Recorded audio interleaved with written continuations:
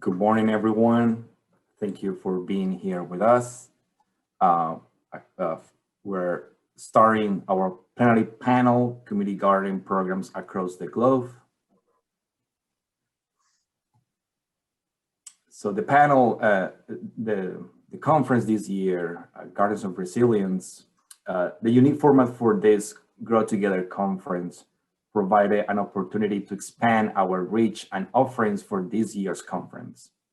So, in addition to welcoming friends from across the world to attend our conference for the first time, we've also invited colleagues from other cities to discuss the state of community gardening and urban farming, share about their programs operate, and how they have been responding to the current pandemic. Every city and every program is different, and our hope is that these presentations help us to continue to learn from one another as we support community gardening and farming and continue to grow our efforts to build a greener, stronger, and more equitable urban landscape. Today, you will hear from representatives from, for community gardening and urban farming programs in Seattle, Washington, Portland, Oregon, Washington, D.C., Nerima City in Tokyo, Japan, and Seoul in the Republic of Korea, and of course, New York City.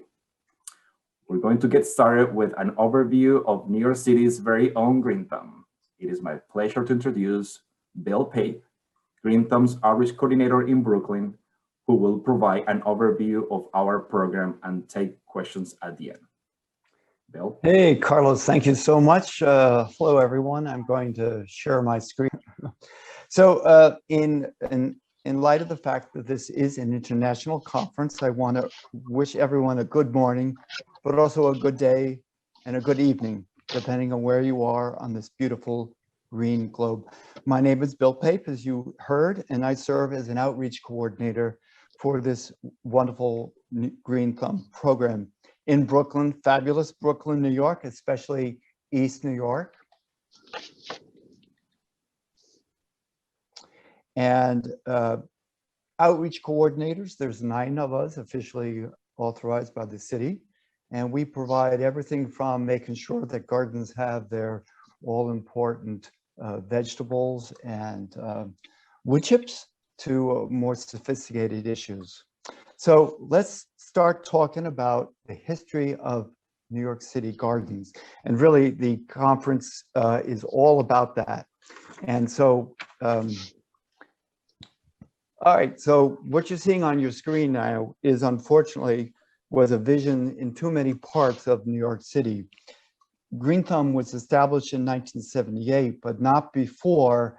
What you saw in front of you was an issue that community members took a hold of to make a difference and create gardens. So GreenThumb was not started by the government.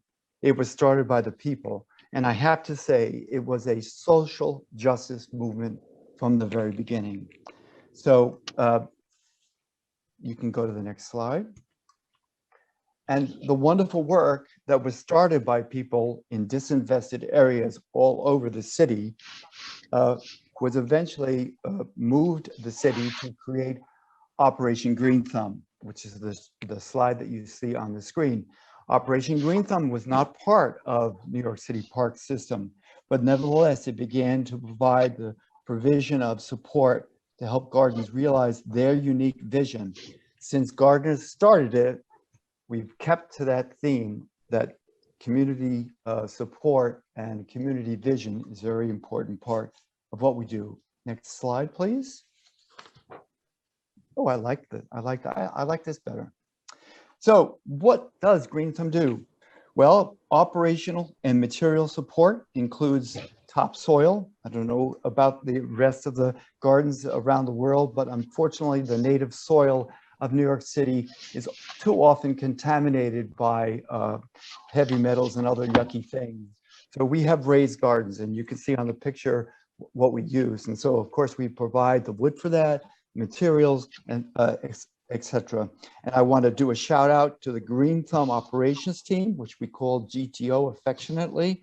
They're the ones that do a lot of the work in getting this materials out. All right, let's go to the next screen. So public programming is, of course, an important part of what we do. We provide over 150 free workshops each year, which are increasingly co-led by community organizers. Public events like our annual Harvest Fair, which is in our fall, September and October, and Open Garden Day in the summer, where hundreds of gardens open at the same time and invite the public to come in. And lest I not forget, this conference. And I want to do a shout out to the planning and programming staff that helped make these programs possible. Next slide. All right, so technical assistance is another thing that we do. We work as a team. So what you see on the screen is a wonderful example of that. To my right and on the upper right-hand side, you see a map. Well, that map is drawn by our planning and programming staff. And right next to that is a picture of a program happening and happens to have been in one of my gardens by coincidence. You can see to the left, we have a member of the NYC Parks Department trying out one of our new gardens that have been made accessible. Technical assistance is an important part of working with gardens to realize their vision. Next screen, please.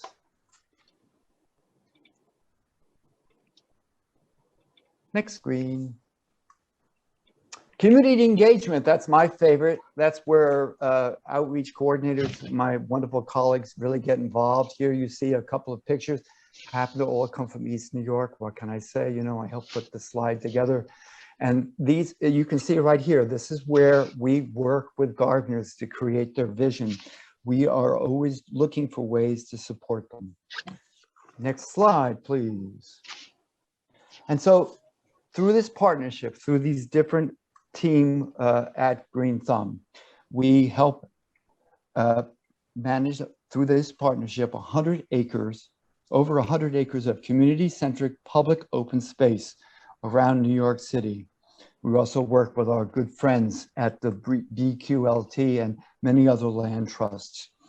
We license gardens through a special 4-year program that helps the steward the gardens in a way that reflects the needs and desires of the block that they live on.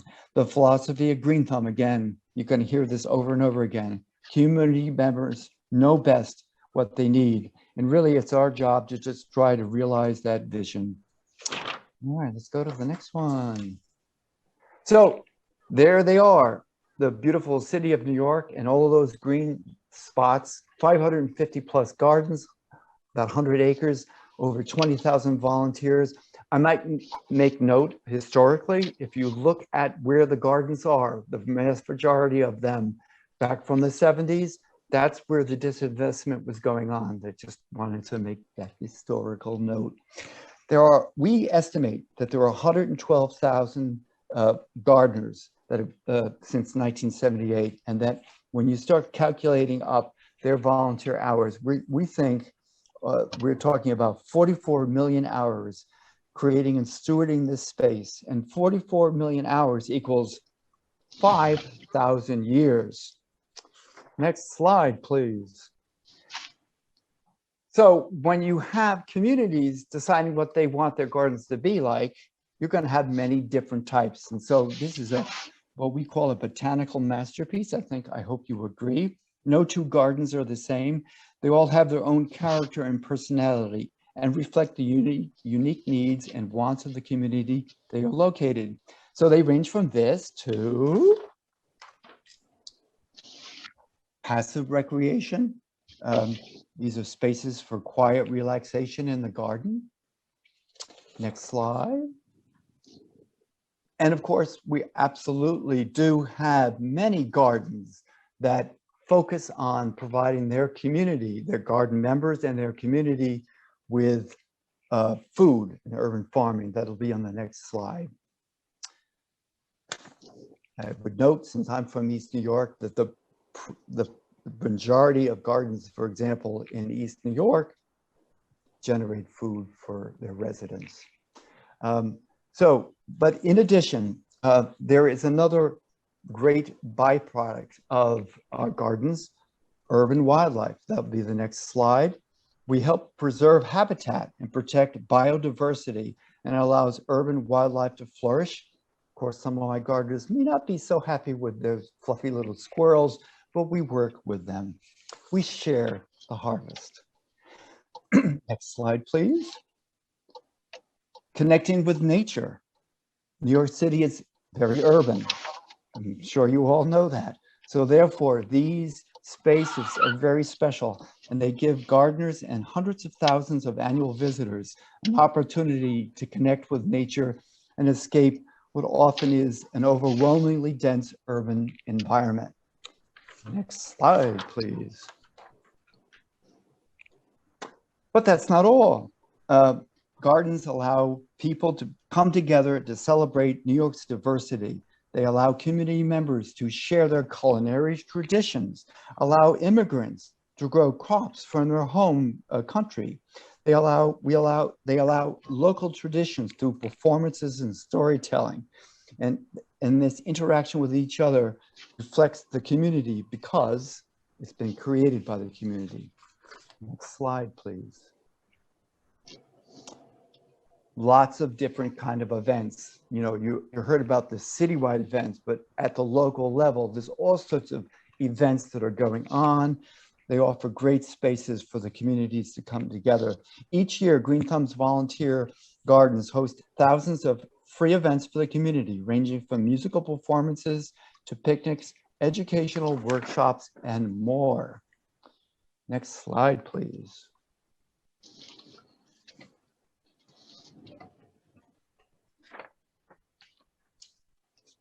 Sustainability is another important byproduct of what gardens do.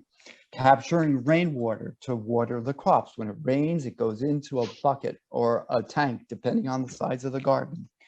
Processing food scraps for compost, an increasingly important activity of gardens. And allowing places for us to teach children and learn about the way we can do what we can do to protect this beautiful green planet of ours. Next slide. As has been mentioned, COVID-19 really sort of made all of us have to rethink just how it is that we are going to provide our services to our garden. So right away, I want to do a shout out to our GreenThumb operations team and our gardeners who, working with GreenThumb, had managed to get through the season. We hand delivered 110,000 plants to gardens during the height of the pandemic, including 45,000 food plants. We transitioned to hosting virtual programming like this. Please note on the upper right-hand side of the screen, that's a screenshot of our YouTube channel. So be sure to go to that YouTube channel and subscribe today. Many of the great programs we put on this past year are now recorded there. Support for garden groups and engaging with their members and communities on a virtual basis is something that we do through Zoom at our different, we offer that as something for gardeners. And we help them with hundreds of additional, I should say that our GreenThumb operations crew did an amazing job of getting out there and safely restoring many, many gardens across the city. We're all very proud of that effort.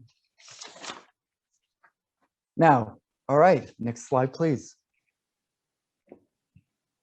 I want to end this presentation by bringing it right back to where we began. It was people that were concerned about their community that formed gardens, and it still is to this day. This is a gorgeous picture of New York gardeners. So I'd like to end it right now. They will undoubtedly be the champions who continue to bring about positive change in New York through community garden and help lead us out of the current crisis that we face. And the final slide, if this is a live conference, we'd be all on the stage with the t-shirt that you see behind us. Be sure to go to the Slack channel to figure out how that is done. And by the way, we need to put in the chat how to get to our Slack channel. Thank you so much for this opportunity. And I'm done. Thank you, Bill. So it's time for some questions and answers. So there is a lot of interest about joining a community garden. Can you please talk more about the process to join a garden? Oh, yes. Thank you, Carlos. Great question. So first of all, outreach coordinators are your single best contact because we generally have a pretty good sense of what gardens are accepting members and what gardens may be full, or all the different issues involved with joining a garden. Should go to our website. Our website, we have very specific information, but I think the easiest thing for you to do is to, I'll tell you what, let's make sure we post in the chat the website address, and let's make sure we also post in the chat probably our email address, our general email address, where we will be, you let us know where you live and we'll connect you to a garden. Thank you, Bill. So there is a need to understand what's the role of an outreach coordinator. Can you talk more about your role as a coordinator in Brooklyn?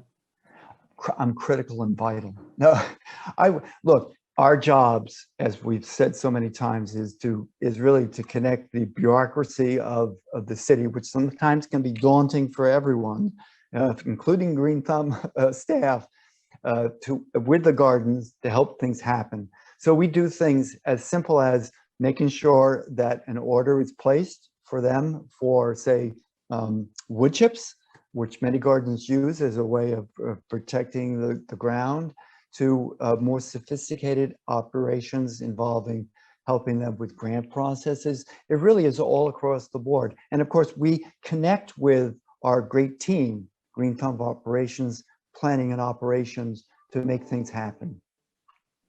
So we have time for one more question. Can you talk more about the strategies for the engagement team for this new growing season? Okay, so we're trying to do a lot of different things. You know, you never put your eggs and all in one basket. So we don't either. So we have, for example, we're planning bike tours this year. We did last week actually how to join YouTube, which is actually on that YouTube channel. Don't forget to subscribe. We're going to be working with every individual garden to develop policies, because it all goes back to the gardens. The gardens have to be able and willing to bring in new community members, and so that's a constant engagement that goes on. But I urge everyone, as a first stop, get in touch with GreenThumb. We'll get you in touch with some gardens. Thanks again, Bill.